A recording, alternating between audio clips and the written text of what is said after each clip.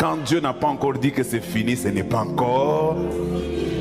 Même quand le diable dit que c'est fini, ça m'importe peu. Tant que lui n'a pas encore dit un dernier mot, ce n'est pas encore. Les hommes peuvent dire que c'est fini, mais si Dieu n'a pas encore dit que c'est fini, ce n'est pas encore. Il y a toujours de l'espérance pour celui qui vit. Je dis à quelqu'un, ta situation n'est pas la fin de ton histoire. Ce que tu traverses, ce n'est qu'un chapitre dans ton histoire. Est-ce que je peux encore ajouter quelque chose?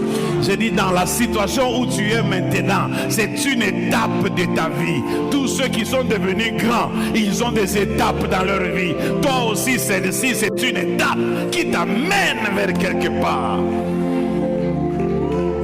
Ça me fait voir Joseph, cet homme qui avait la prophétie, cet homme qui avait reçu des révélations de Dieu sur sa destinée. Il se retrouve dans le puits, à 12 ans, dans le puits. Et puis, il se retrouve dans un char, lié comme un esclave.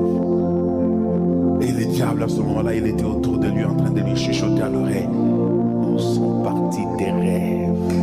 Je dis à quelqu'un, le diable peut te dire des choses aujourd'hui parce que tu es dans une situation catastrophique. Mais le diable, ce qu'il ne sait pas, c'est que Dieu va se saisir des situations que le diable te crée dans la vie afin de les transformer, afin de les changer. Le mal que vous m'avez fait, Dieu l'a changé en bien. Et j'aimerais que quelqu'un acclame le Seigneur, parce que le mal que les sorciers te font, Dieu les changera en bien.